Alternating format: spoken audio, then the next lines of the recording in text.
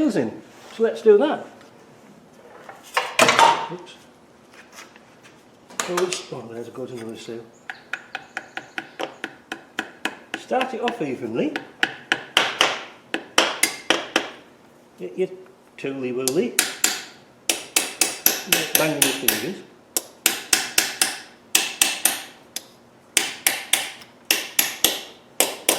There. Simple, eh? So, after that, we can replace the ring. And then I shall describe what that ring does. But first of all, I'm going to do the other end seal as well at the same time. Always a good idea to change the seals, and including the input seals, which I'll show you how to do that in a minute. Now, now we've got that done, let's change that seal. This is the rear flange, the output flange. Things we've got to check on flanges. Make sure there's no groove in here where the oil seal goes. Number one. Check the studs are all in good condition. The 3/8 UNF. To change the studs, there's a snap ring or a circlip here. You see that? Open the circlip up, take the stud out, put another one in, Bob's your uncle. And they won't turn round because they're engineered so that the flat is against this shoulder here, so that's why they won't turn, they'll lock in. But sometimes they do strip, and it's quite easy, 30mm nut off and pull it off. Secondly, looking at this, you can see the felt inside has all spun out. Well, I don't know why that is, but we're going to put a new seal in anyway, so let me find one. So we're going to fit the flange, we're going to put some oil on there, oil on the spline, oil in the oil seal, funnily enough. Fit that on. And that should go quite nicely into there. Alright, now, where's the felt? Oh, there we go. So get some new felt washers and oil them. Should really soak them in oil beforehand. And the reason for that is they'll act like a sponge on the new oil, if you see what I mean. Put that onto there. Get your nut. And then, oh, not get your washer, then get your nut. Now what you've done with the nut, prior to this, to use your old one again, tap it down on the top and it'll nip up a bit better. And then, it says, I think it was 163 Newton meters. That's kind of tight. So we're just going to spin it up with a gun.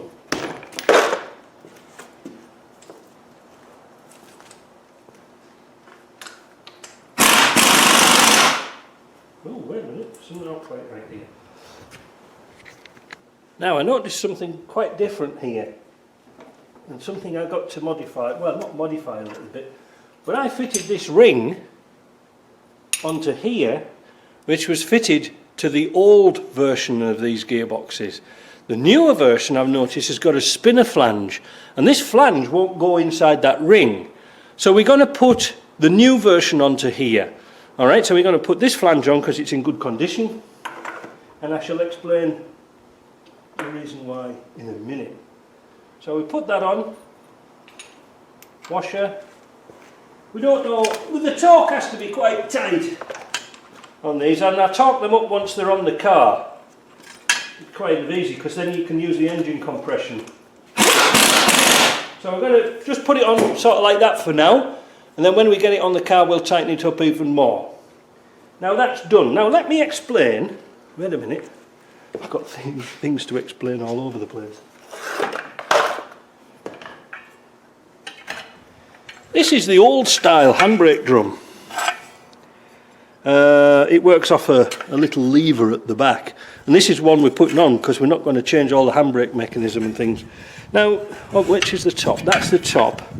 Now on the early gearboxes they used to have that ring on, and then this lip used to go here, and that was an oil catcher. It used to go under here. Let's turn this round.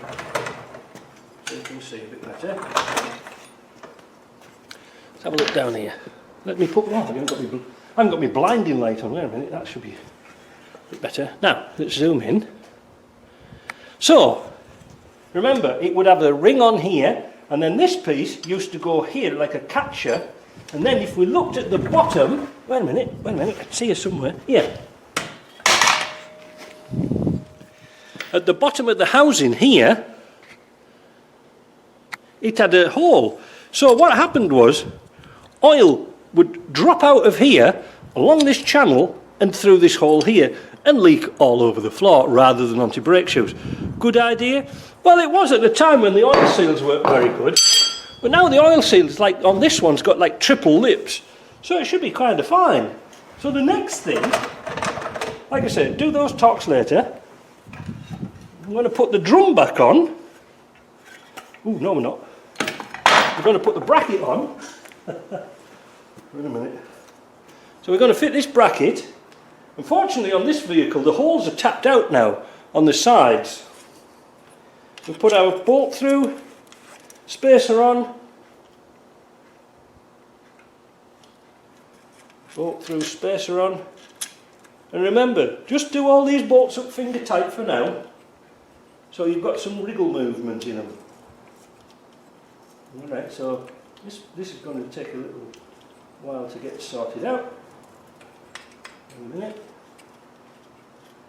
There we are. And then the two bolts here go in the front.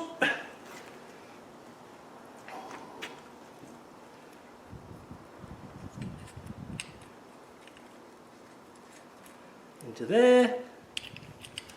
And into there. And then, because these are sort of not really mission critical, we'll just put our gun on low speed and just give them a very tighten up.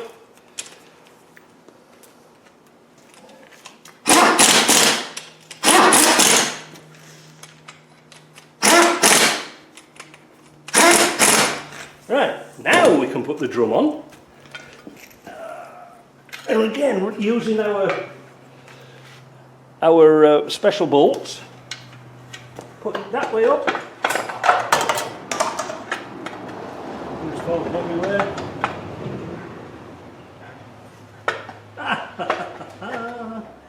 I can't get it on for my lift. Wait a minute, I'll just turn it around a bit. There we go. Thought there was something wrong there. The bolt's in. There's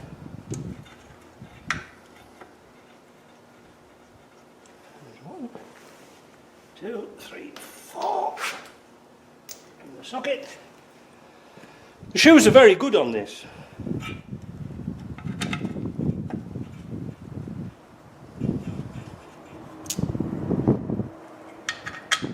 And then we'll nip them down loose, and then we'll torque them up. All right, so that's a bit boring, so we'll miss this bit out. All we're going to do is set them up with a torque wrench. Then we can put the drum on, and then we're sort of done in this area. Then we've only got the high and low shifter to sort out. Just about to put the drum on, something else to notice. There are 2 screws, 2 countersunk screws in the later 1.2 and perhaps later transfer cases. On the early ones, there's just 1. So we've got the 2-bolt one on here. So we're going to fit this drum onto here. Now, I'm going to get the holes lined up. There we go. And we put the screws in. Fortunately, you know, a lot of things all line up together, but you've always got to be aware what goes with what. Also, we're going to put the nuts on the for the prop shaft, not so we don't just lose them, so we protect the threads as well, so we don't bang them about. And this old school, so we don't lose the nuts and we don't damage them. Then we'll tighten those up, but they don't have to be monster tight because they're not going to go anywhere. It's just to hold the drum on while you're fitting it, actually. And then we'll try and find a spanner and adjust that brake drum up. So what we do to adjust the brake drum on these old ones, there's a square at the back help us, got stuff everywhere. There's a square at the back here, and I'm just using a 12mm, and we're going to screw it in until the drum binds up. I'll tell you what I'm going to do first of all, because this is getting on my nerves. There's a bracket on here that doesn't need to be on. I keep catching my hand on it. This bloody thing here. Doesn't do anything. Oops.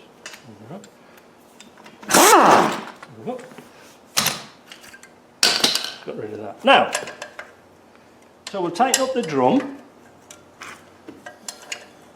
Keep turning it.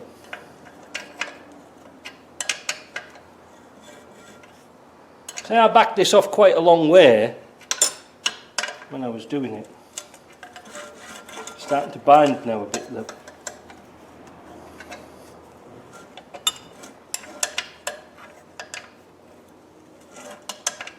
Now,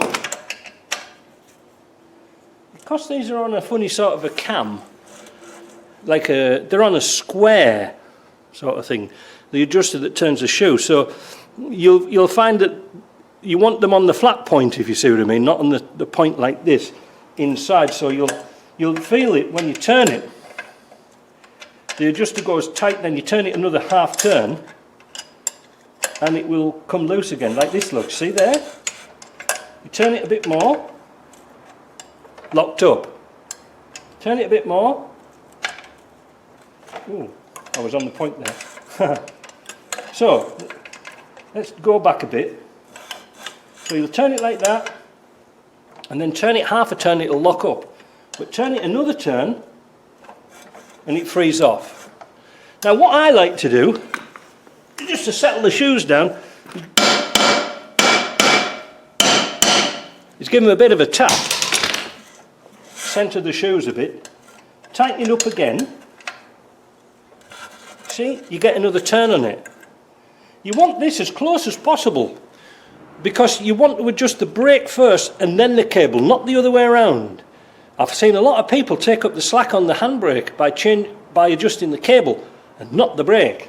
You know, not the actual adjuster, or we call them an expander. See, that's tight now. So we're going to back that off. So it's getting a bit rubby. That is a technical term. Hammer. We don't want to hear any noise.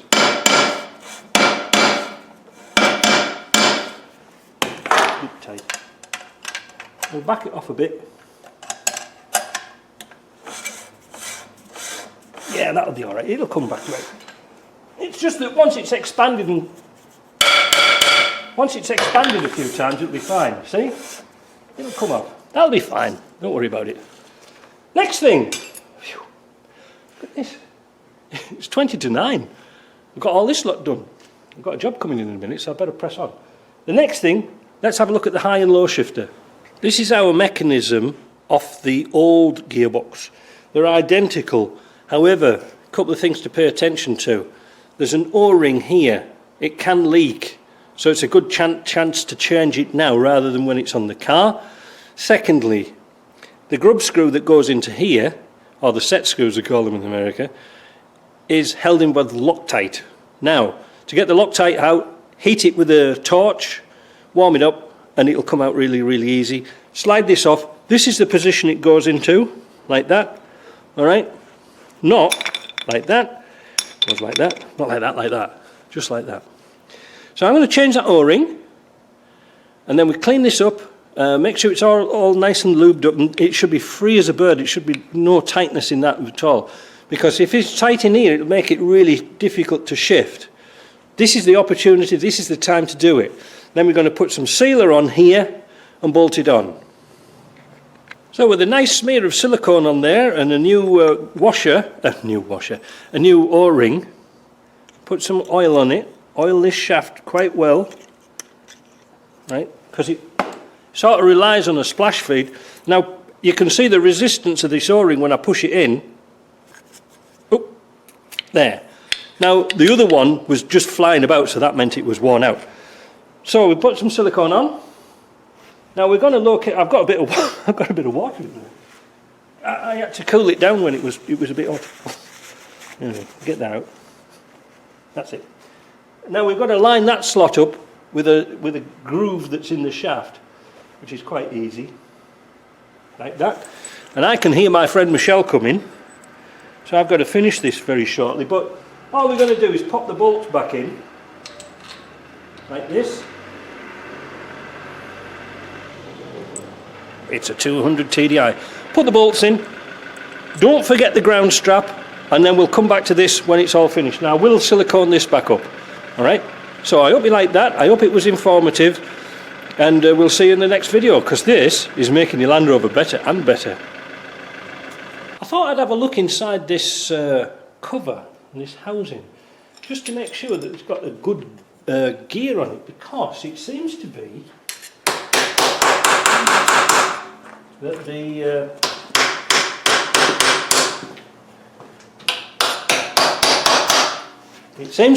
the V8s and the petrol engines don't have the hole in the gear where the other ones need to be. This is a bugger to get in. There. Would you have a posi screwdriver somewhere? That's Michelle. He's doing some work on his Land Rover. So once we've found his screwdriver, let's take this cover off. Ah, boy. That's tight. I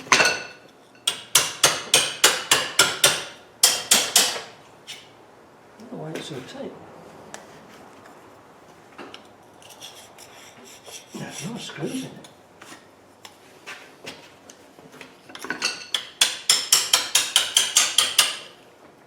That's it. See, this has been off before. You can see the silicone's not even. So why have they taken this off?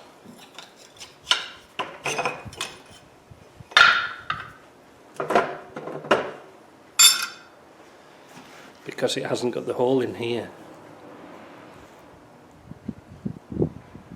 I thought they all had them.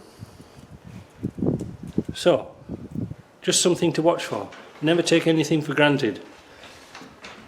It seems to be that the petrol driven engine, the engines don't seem to be much of a problem. But because we're going to put this in a diesel, we need to get one with the holes in. So there's just another little thing to watch for.